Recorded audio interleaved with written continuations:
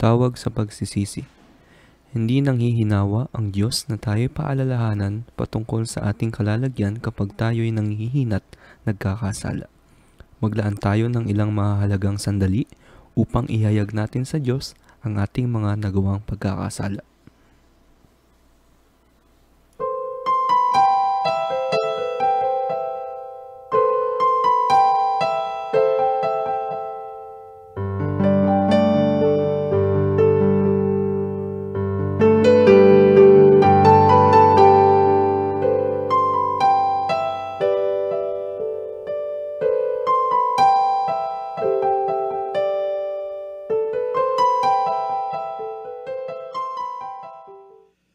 Walang kapantay ang iyong pag-ibig sa pagpapahayag mo nito sa pamamagitan ng pagpapakasakit ng aming Panginoong Hesukristo. Salamat sa paglimot mo sa aming mga kasalanan na ang mga ito'y naipahayag namin at naamin sa iyong banal na harapan.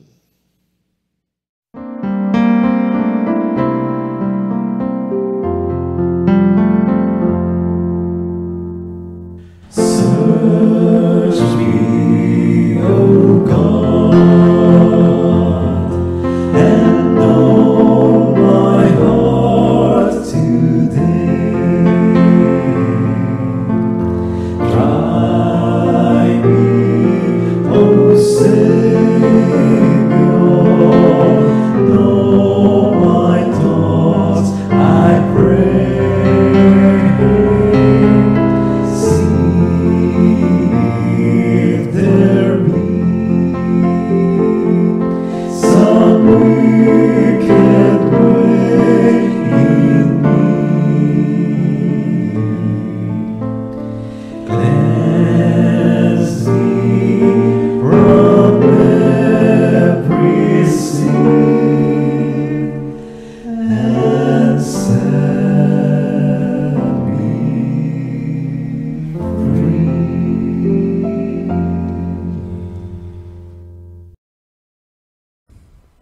Tawag sa pagsamba. Bagamat di namumunga ang punong igos at hindi rin namumunga ang puno ng ubas, kung ang pamumunga ng olibo'y mabalam at walang anihin sa mga bukirin, kahit mamatay ang mga tupa sa kulungan at daanan ng salot ng bakahan sa mga silungan, mananalig pa rin ako kay Yahweh. Ako'y magagalak dahil sa Diyos ng aking kaligtasan. Tayong lahat, ang Diyos na si Yahweh ay aking lakas. Tumatakbo akong simbilis ng usa at iniingatang ligtas kahit sa kabundukan.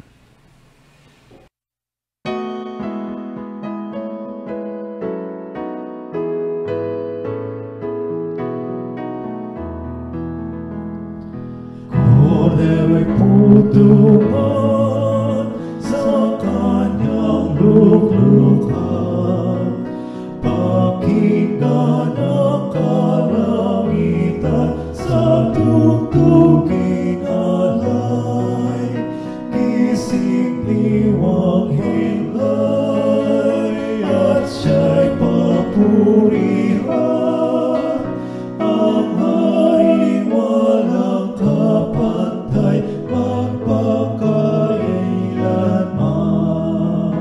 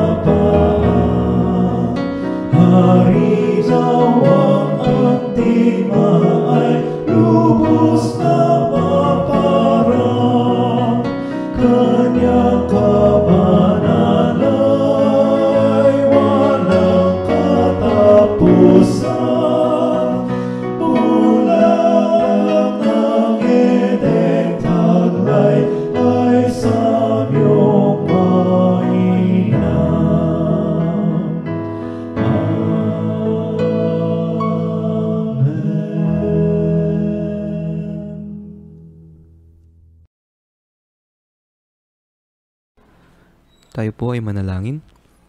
Panginoon, salamat po sa araw na ito at pinagtipon-tipon niyo po kami upang makinig at mangaral ng inyong salita. Patnubayan niyo po kami sa aming gagawing pananambahan ngayong araw. At tinadalangin din namin, Panginoon, na kami po ay inyong gabayan sa aming araw-araw na gawain. Nagpapasalamat din kami, Panginoon, sa mga teknolohiyang nagagamit namin ngayon upang kami ay makapagsagawa ng pananambahan kahit na kami ay nasa kani-kanilang tahanan.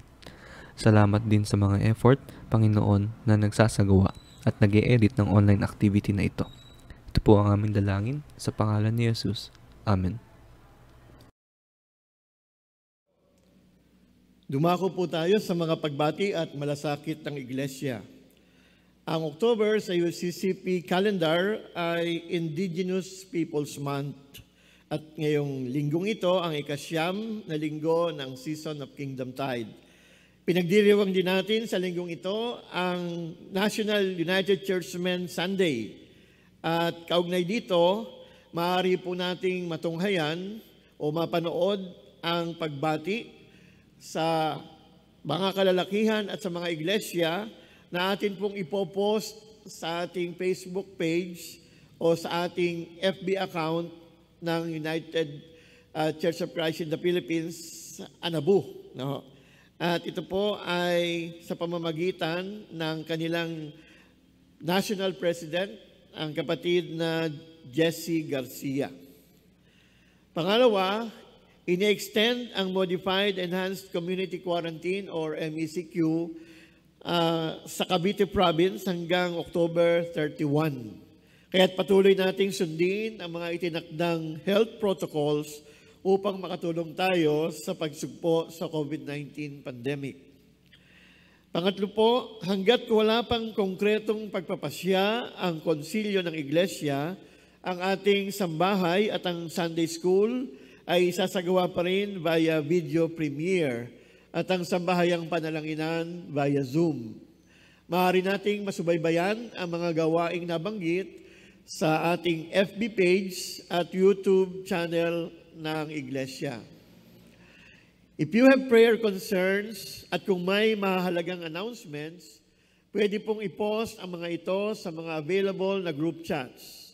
Salamat din sa mga nag-exert ng efforts para makapag-lead ng devotion at makapag-facilitate ng Bible study via Zoom, Google Meet, FB Video Room at iba pang social media platforms. Pag-ibayuhin natin ang ating efforts to support the church financially. We can request the Board of Deacons to come to your homes and pick up your tithes and offerings. O kaya naman ay mag-bank transfer or e-banking kayo through the PS Bank Savings Account ng UCCP Anabu Evangelical Church. Ang mga numero ng kaniyang account ay matutunghayan natin sa ating slides. 2054-00000692. At maaari ring gamitin ang GCash na may bilang 0932-342-1262 para sa inyong mga pagbibigay. Samantala, isasagawa ang regular na pagpupulong ng Church Council mamayang hapon, ganap na ika-2 via Zoom. Inaasahan na naihanda na ng mga mag-uulat ang kanilang mga reports. Sa pagkakataong ito ay nais din nating awitan at batiin ang mga magdiriwang ng kanilang mga kaarawan. Particularly today, we have the following who are celebrating their birthdays on this Sunday. Sila ay sina Liana Colleen Adalia, Adriana Kylie Nato, Victor Piape, Roy Purificacion, at ang ating mahal na Pastor Eli Reyes. Bagamat walang couples mula sa ating membership roster ang nag-celebrate ng kanilang wedding anniversary this week, atin na rin pong pinapabot ang mga pagbati sa sino pa mang nagdiriwang ng kanilang mga anibersaryo ng pagtataling puso. Halina't awitan po natin ang mga celebrators ng mga awit ng pagbati.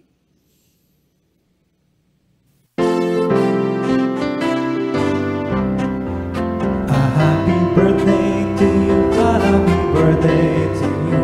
May you feel Jesus near every day of the year. A happy birthday to you, a happy birthday to you, and the best year you ever had.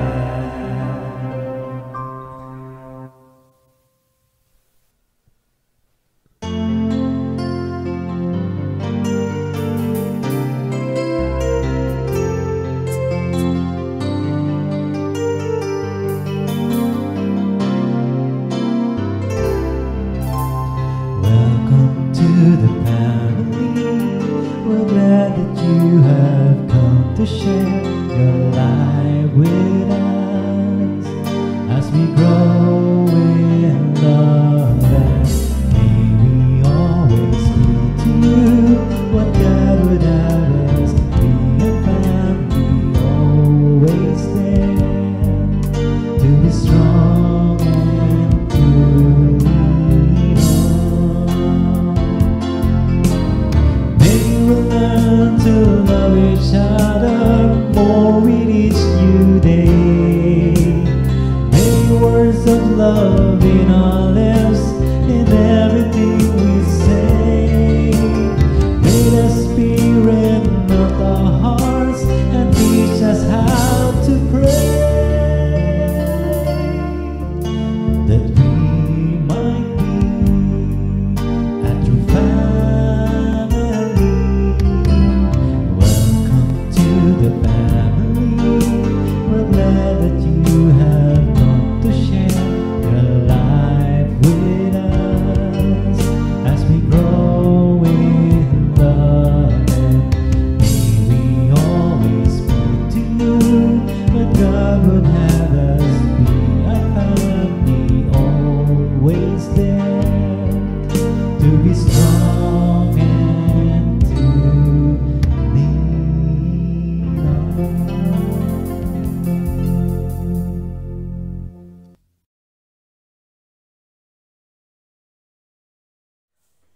Hi, good morning po sa ating lahat. Mahigit isang taon na ho tayo na nakakaranas ng pandemya at malamang ang iba ho sa atin ay humarap na o nakaharap na sa matinding pagsubok kasama ng ating mga pamilya dahil sa pandemya ito. Pero hindi ho ba nakakatuwang isipin na sa bawat araw na nabubuhay tayo sa mundo ito ay panibagong araw at pagkakataon upang purihin natin ang ating Panginoon. Kaya't ano pang hinihintay natin? Tara, awitan natin ang ating Panginoon.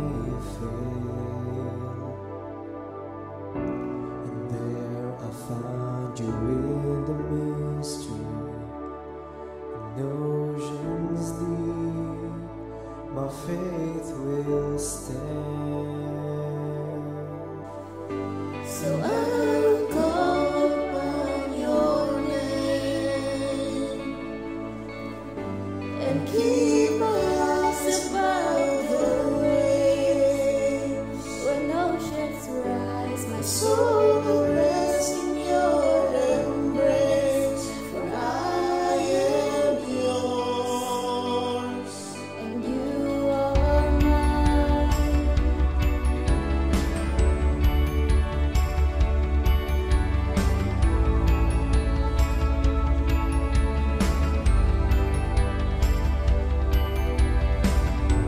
Your grace abounds in deepest waters. The sovereign hand will be my God. With feet and fail and fear surrounds me. You never fail, and you won't start now. So I will call upon your name and keep my eyes above the waves. When oceans rise, my soul will rest in your embrace, for I am yours, and you are mine.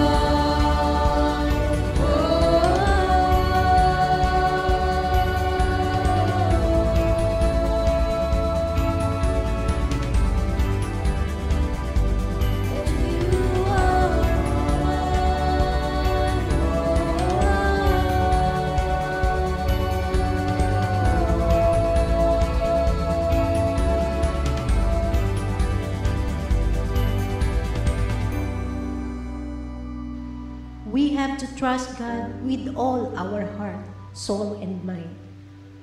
Just like Peter in the Bible when he walked on the water to Jesus. Remember, if you take your eyes off Him, you will drown. We must trust God, and He will not let you drown if you believe and keep Him at the center of your life. God will give us strength for whatever troubles we may encounter. He always gives us mercy to stand because He always cares for us. And He has a better plan for everyone. So let the Spirit lead us where our trust is without borders. Spirit leads you where my trust is without borders. Let me walk upon the waters wherever you would call me.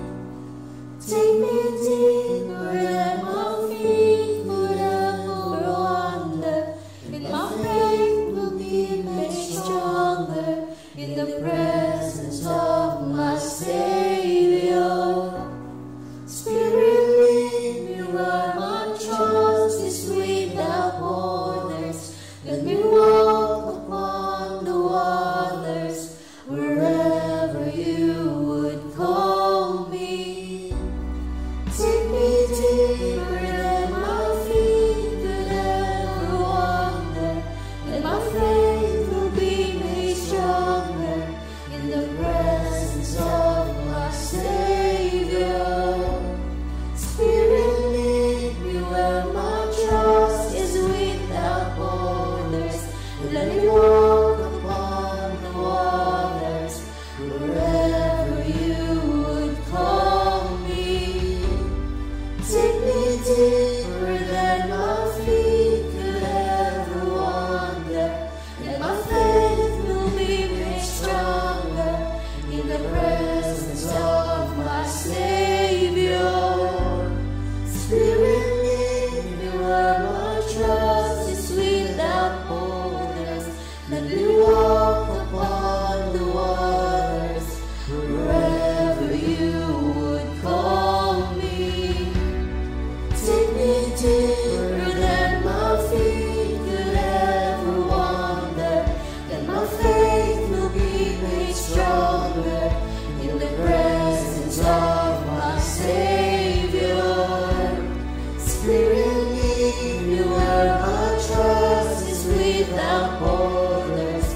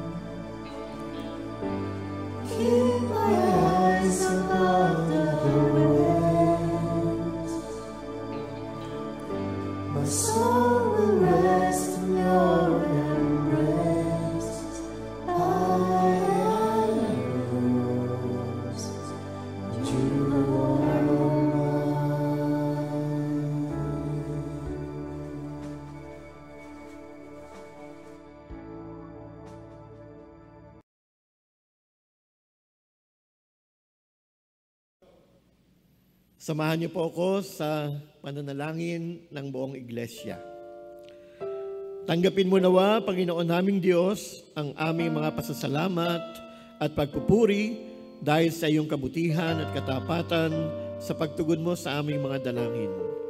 Sa araw na ito ay nagkakatipon kami sa banal mong harapan at nakikiisa sa layunin na maluwalhati ka sa pamamagitan ng aming mga buhay. Tanggapin mo ang bawat isa sa amin bilang karapat-dapat na handog sa iyo. Pagibayuhin mo ang alab ng aming mga puso sa paglilingkod sa iyo at sa aming kapwa. Gawaran mo kami ng iyong proteksyon at paggabay habang kinakaharap namin ang panganib na dulot ng coronavirus pandemic. Mahiyakbang ng pananampalataya kami upang angkinin ang pagtatagumpay namin laban sa COVID-19 sa pagpapaalala mo sa amin na aming masunod ang mga itinakdang health protocols. Sa pananatili namin sa new normal, huwag nawa kaming manglamig sa pananampalataya, kundi lalo nawa kaming mag-ugat at magbunga sa pamamagitan ng aming paggawa ng mabuti at pagtatapat sa iyo at sa aming kapwa. Magamit nawa namin ang lahat ng pagkakataon at kaparaanan upang mahayag ang iyong pagliligtas. Kasihan mo ang bawat ministeryo ng iyong iglesia dito sa Anabu. Magkaroon nawa kami ng mas maigting na buhay pananalangin at pag-aaral sa iyong mga salita. Gawaran mo ng iyong talino at karunungan ng aming mga pinuno at manggagawa ng iglesia upang mapagtibay ang mga pangitain, misyon at mga layunin ng iglesia tungo sa kanyang pagsulong at paglago. Idinadalangin din namin sa iyo, O Diyos, na maging maayos at makabuluhan ang pagpupulong ng konsilyo mamayang 2:00 ng hapon. Naway makadalo ang lahat sa pamamagitan ng Zoom app at matalakay ang mahalaga at napapanahong mga usapin sa pamamagitan ng mga reports at mga recommendations. Magpatuloy nawa ang daloy ng biyayang pinansyal sa kaban ng iglesia upang magamit ang mga ito sa pagtustos sa mga pangangailangan at pagtupad sa mga programa at proyekto sa kasalukuyan at maging sa mga balakin sa hinaharap. Salamat, O Diyos, sa mga kapatiran na nananatiling tapat sa kanilang mga pagbibigay. Lingapin mo rin, O Diyos, ang aming bansa sa panahong ito na nahaharap kami sa crisis, dulot ng pandemya at ng paghina ng ekonomiya. Samantalang ang pinagtutuunan ng pansin ng mga nasa poder ay kung papaano nila mapananatili ang kanilang pag-upo sa luklukan ng kapangyarihan. Bigyan mo po ng pagkakataon ang bawat mamamayan na makapili ng nararapat na ihahalal sa nalalapit na national and local elections upang sa aming pagpili, alam naming sila'y makakatulong sa pagbangon ng bansa mula sa pagkakasadlak sa katiwalian at korupsyon at maipatupad ang mga nararapat. Sa pagpili po ng mga ihahalal, nawa ay makita namin sa kanila ang character, competence at commitment na nais naming makita at maisabuhay ng bawat isang magiging lingkod ng bayan. Patuloy mo rin pagpalain at ingatan ang iyong hinirang na bansang Israel na may malaking bahagi sa pagsasakatuparan ng mga kaganapan sa mga huling araw bago muling pumarito ang aming Panginoong Jesucristo.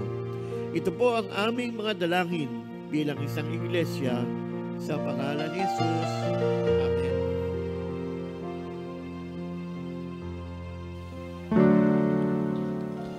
Ang ama'y papurihan at ang anak at ang Espiritu buhat pa sa unang mula ngayon magpakailanman.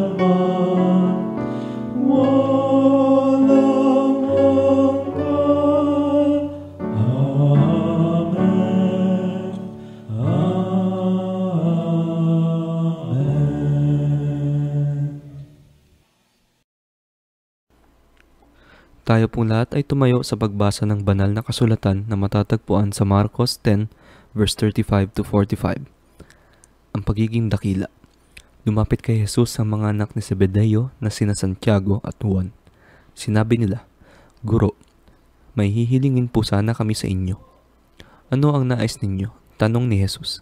Sumagot sila, "Sana po ay makasama kami sa inyong karangalan at maupo ang isa sa kanan at isa sa kaliwa." Ngunit sabi ni Jesus sa kanila, "Hindi ninyo nalalaman ang inyong hinihingi? Makakaya ba ninyong tiisin ang hirap na aking daranasin? Makakaya ba ninyo ang bautismong ibabautismo sa akin?" "Opo," ang tugon nila. Sinabi ni Jesus, "Ang kopang aking iinuman ay iinuman nga ninyo at babautismuhan nga kayo sa bautismong tatanggapin ko. Ngunit hindi ako ang magpapasya kung sino ang mauupo sa aking kanan at sa aking kaliwa. Ang mga karangalang iyan ay para sa mga pinaglalaanan."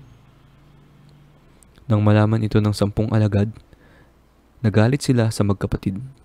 Kaya't pinalapit sila ni Jesus at sinabi, "Alam ninyo na ang mga itinuturing na pinuno ng mga hentil ay namumuno bilang mga Panginoon sa kanila at ang kagustuhan ng mga nasa kapangyarihan ay siyang nasusunod.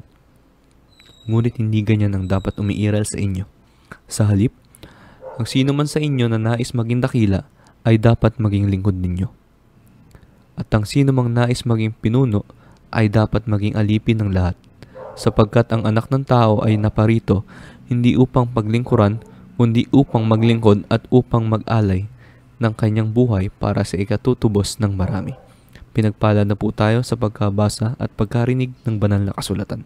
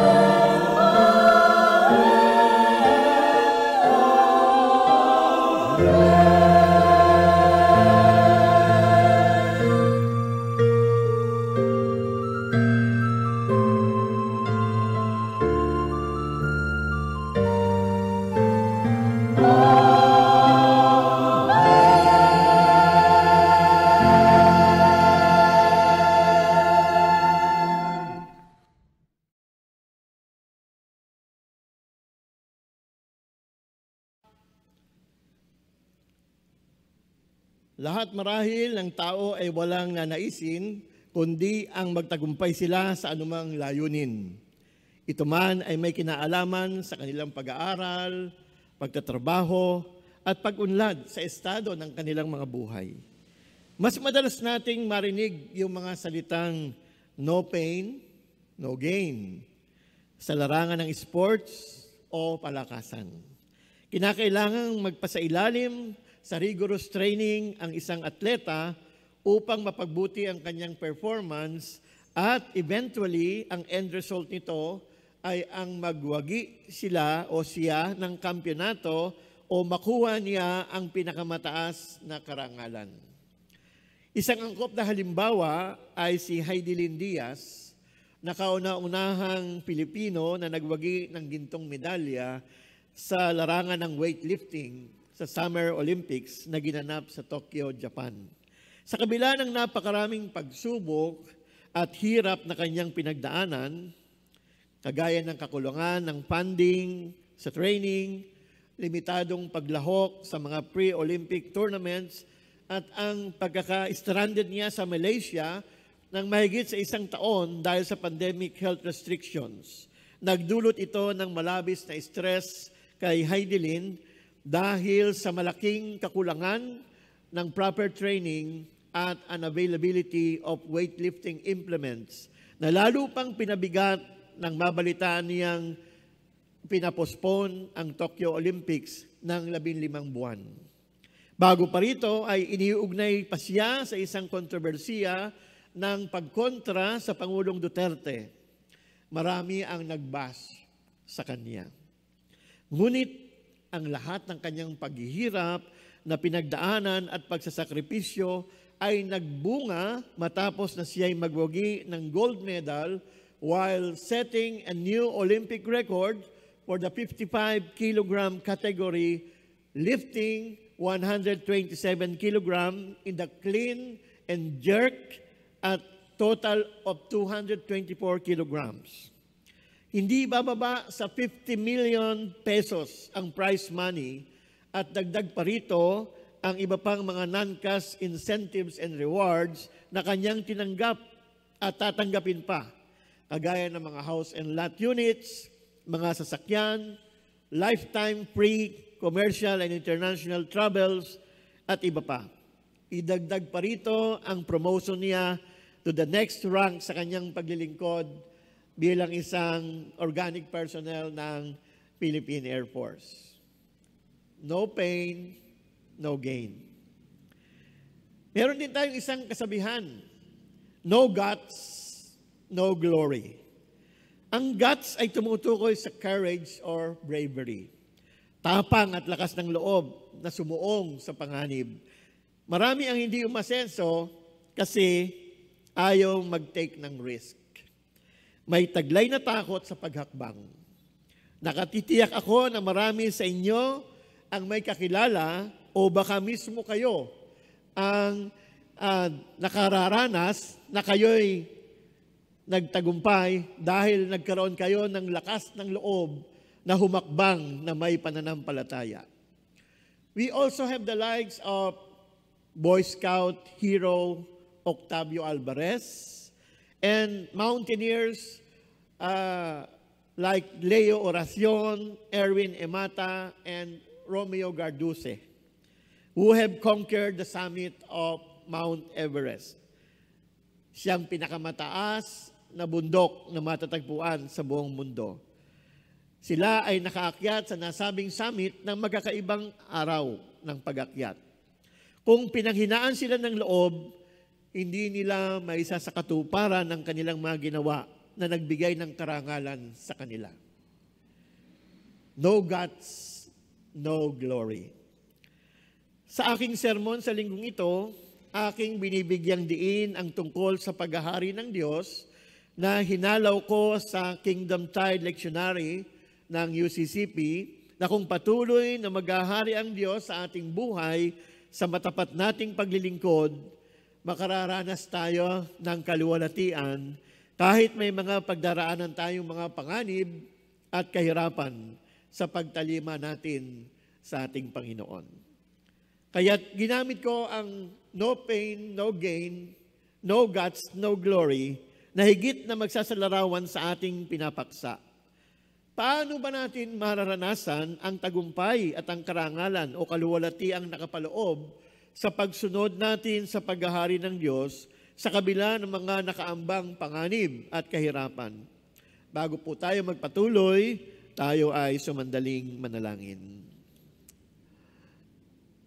Let the words of my mouth and the meditations of my heart be acceptable, O Lord, in your sight, my strength and my Redeemer. Amen. Paano nga ba natin mararanasan ang tagumpay at ang karangalan o kaluwalhatian na nakapaloob sa pagsunod natin sa paghahari ng Diyos sa kabila ng mga nakaambang panganib at kahirapan? Una, huwag tayong manghinawa sa paggawa ng mabuti kahit maaari itong magdulot ng sakit at sakripisyo. Winika ni Apostol Pablo doon sa kanyang sulat sa mga taga-Galasya, kabanatang 6, talatang 9, kaya't huwag tayong mapagod sa paggawa ng mabuti sapagkat pagdating ng takdang panahon, tayo ay aani kung hindi tayo susuko. Sa ating batayang mga talata sa Marcos 10, talatang 35 hanggang 45, doon sa talatang 35 to 39, kinausap si Jesus ni Juan at Santiago, ang dalawa sa tatlong alagad ng Panginoon na very close sa Kanya. Nais nilang ipagkaloob sa kanila ni Jesus ang kanilang kahilingan na silang dalawa ay makaupo sa magkabilang tabi ng Panginoon kapag siya'y naghahari na.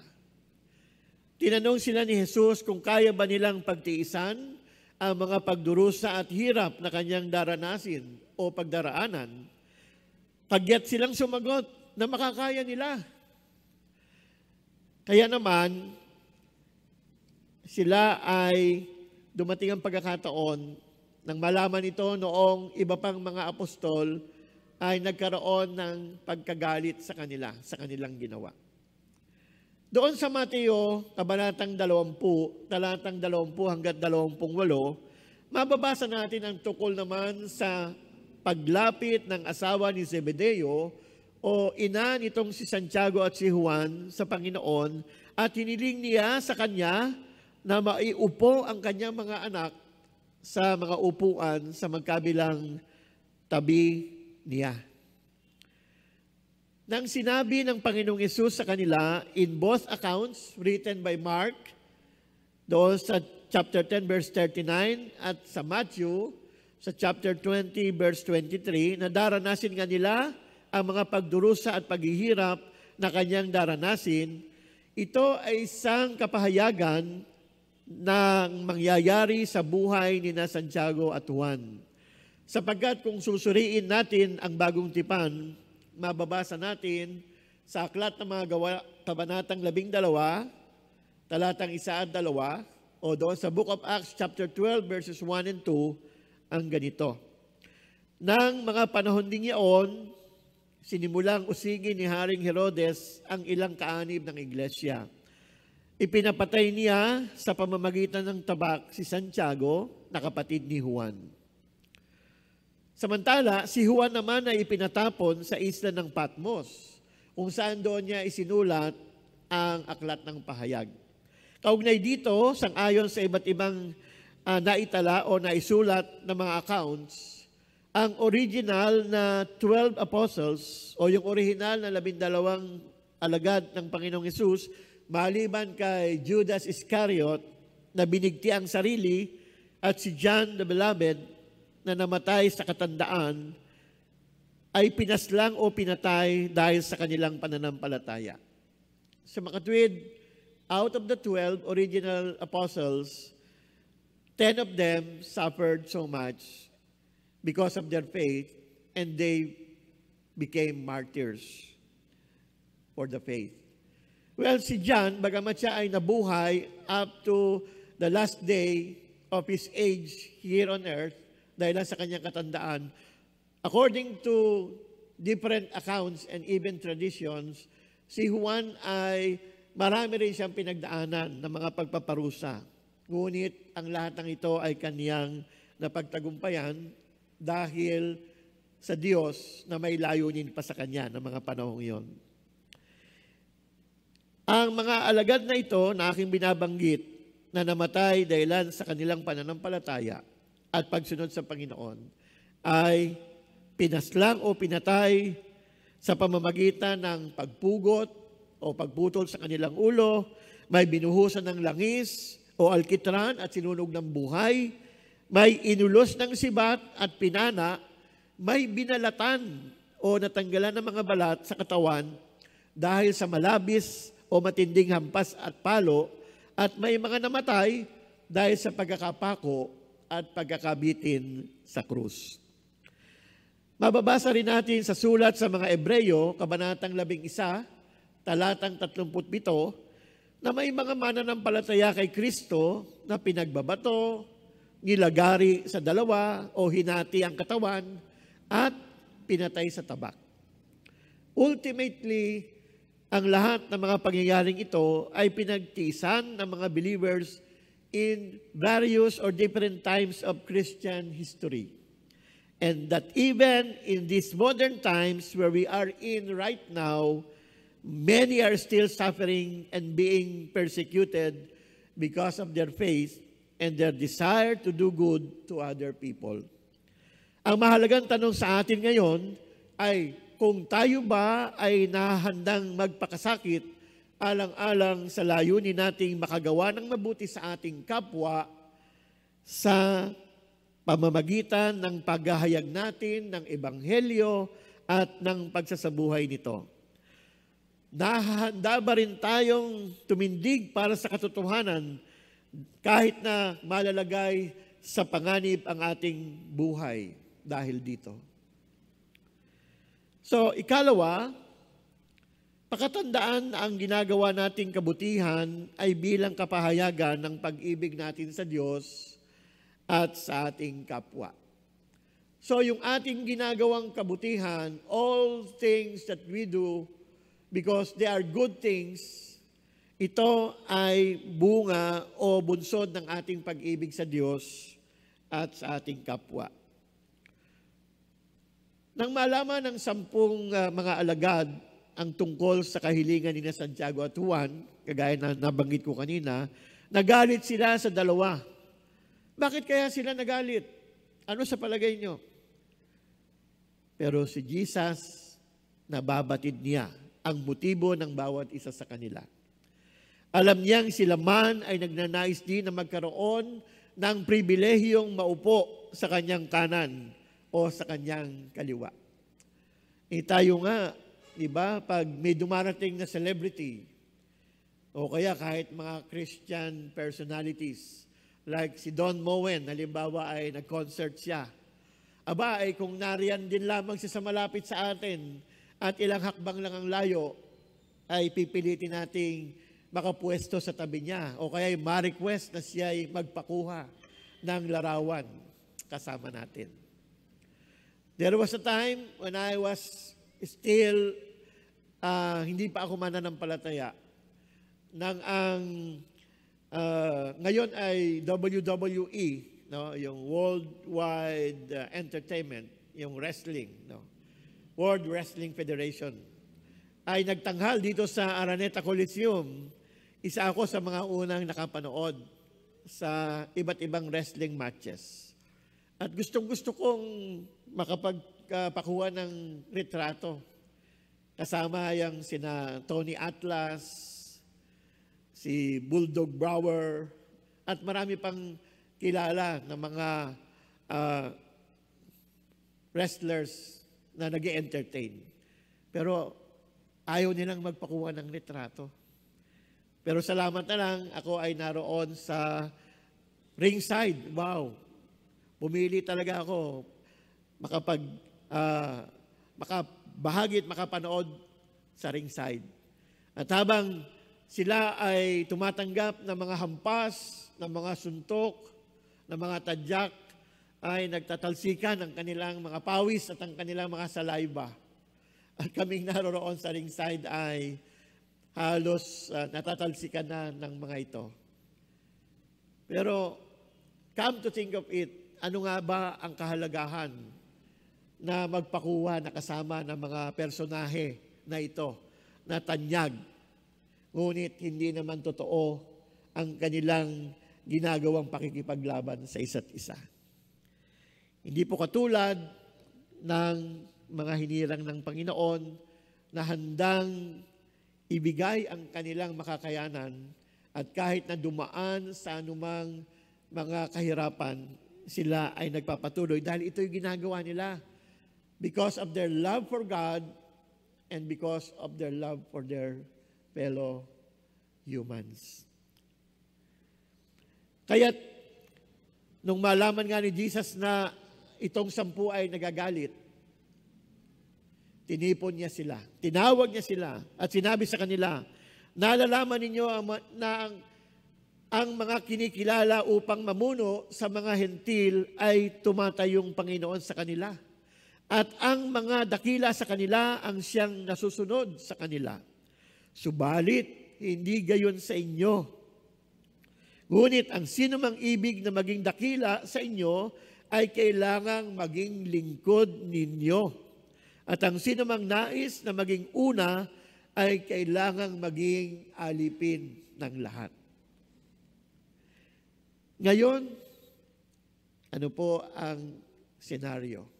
Nalalapit na naman ang pagdaraos ng national and local elections, kagaya ng ating ipinanalangin kanina. At marami ang nakapag-file na ng kanilang mga certificates of candidacy o COC.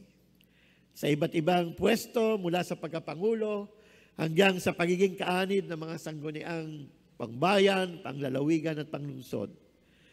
Nagsisimula na rin ang mga iringan at batikusan mula sa iba't ibang panig. Kani-kaniyang pagkakalkal ng baho at duming maibabato sa isa't isa. Kanya-kanyang trolls ang ipinopost sa social media. Yung iba naman ay nagsasagawa ng mga media events to highlight their accomplishments and accolades. Paepal at papogi points. Yan ang mga senaryos sa kasalukuyan. Kaya, kung titingnan natin ang tunay na kahulugan ng paglilingkod sa ating Panginoon, dahil siya ang Panginoon at Hari ng ating buhay, napakalaking kaibahan. Kaya ang paggawa natin ng mabuti ay hindi para tayo ay matanyag. Hindi ito para sa pangsariling kapakanan lamang. Higit sa lahat, ang paggawa ng mabuti ay para sa kapakinabangan ng iba pa. Kahit na nga ang mga ito ay paglilingkod na may pagpapakababa.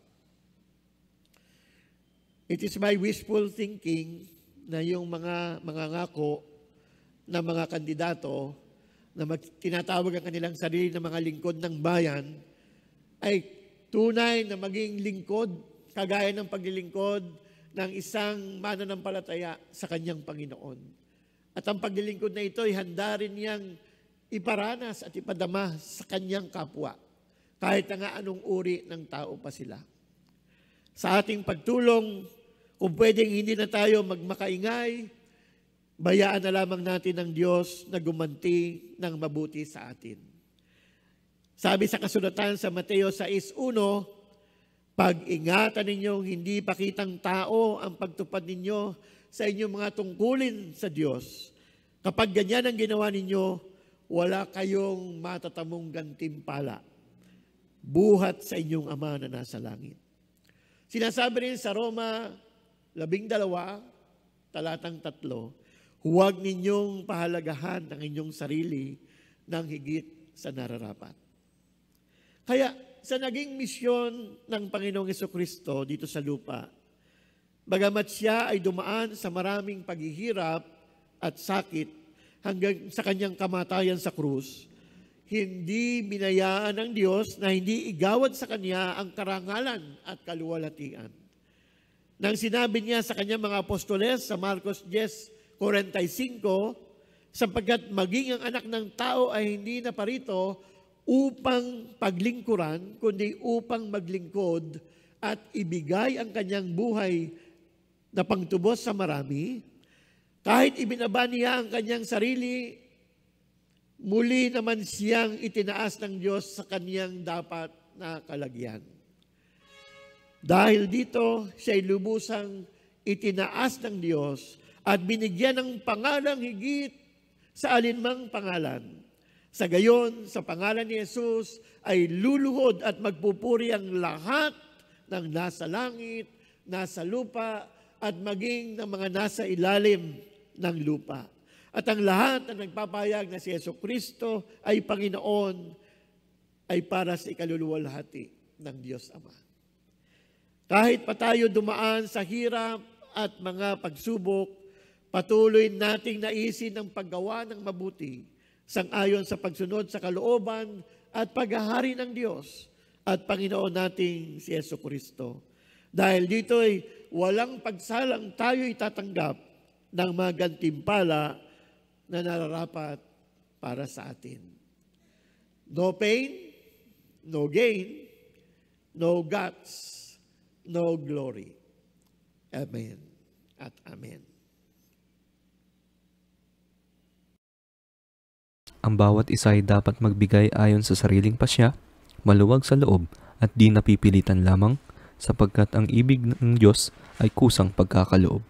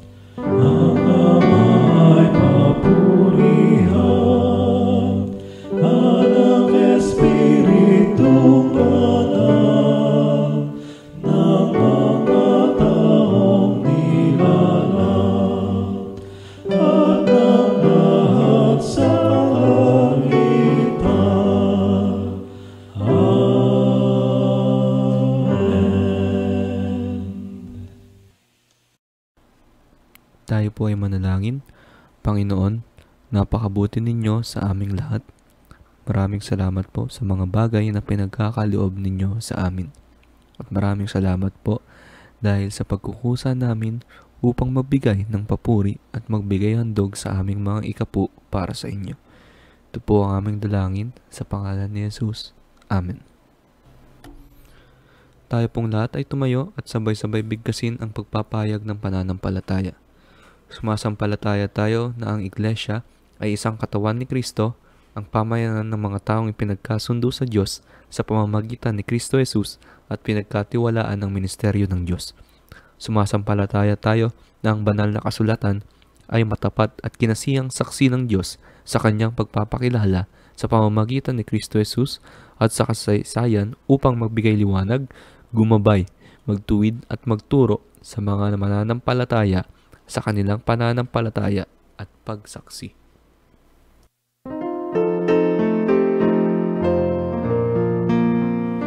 Samantalahin mo ang buhay at lakas, napautang ng Diyos sa lahat ng oras. Ikaw ay maglingkod, ihanda ang bukas.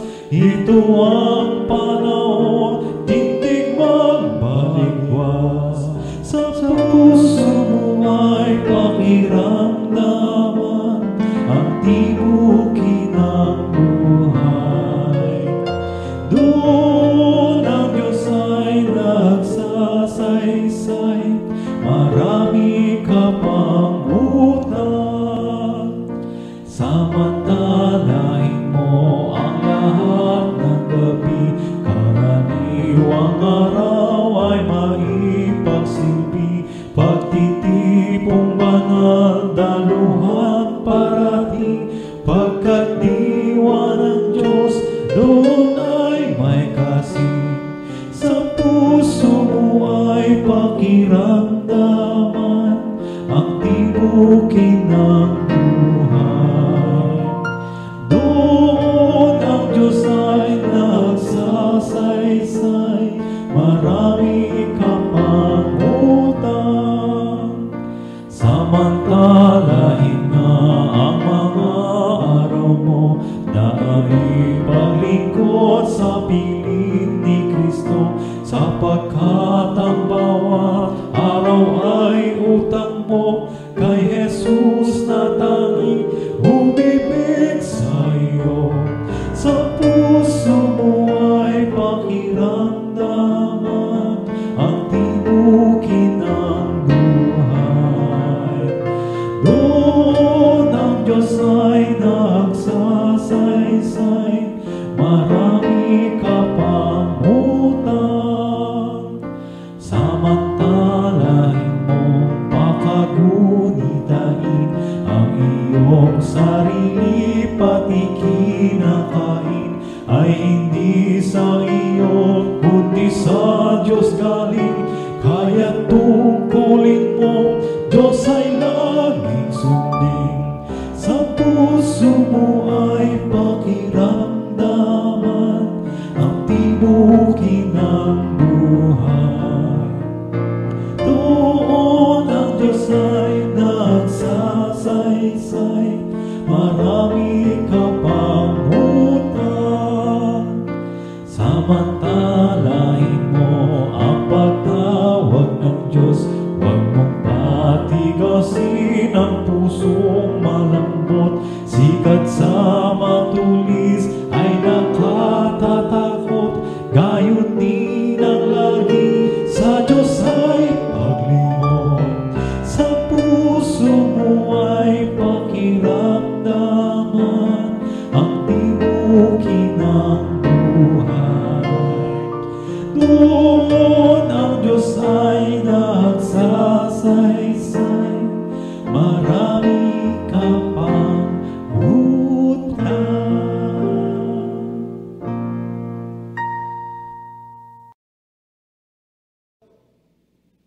Muli, samahan niyo po ako sa panalangin ng pagtatalaga.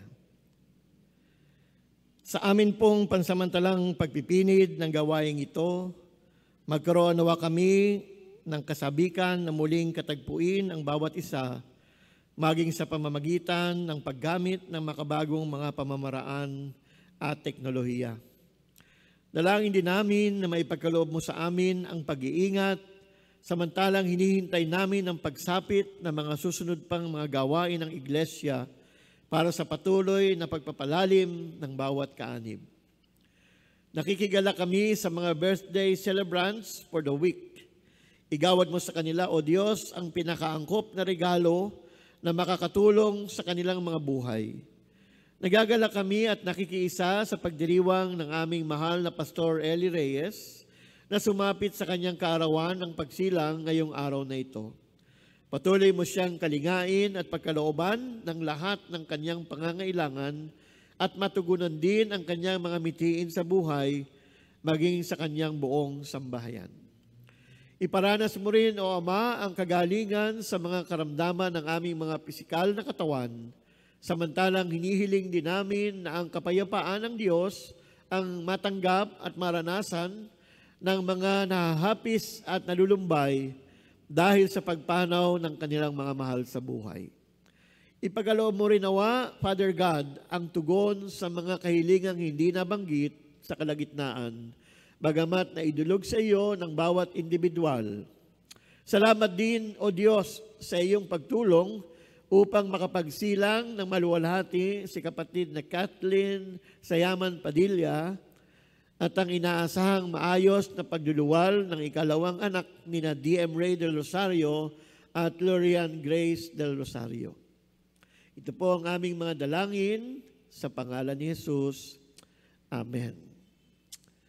At ngayon, naway sumainyong lahat ang kagandahang loob ng Panginoong Jesucristo at ang pag-ibig ng Diyos at ang pakikisama ng Banal na Espiritu. Amen at amen.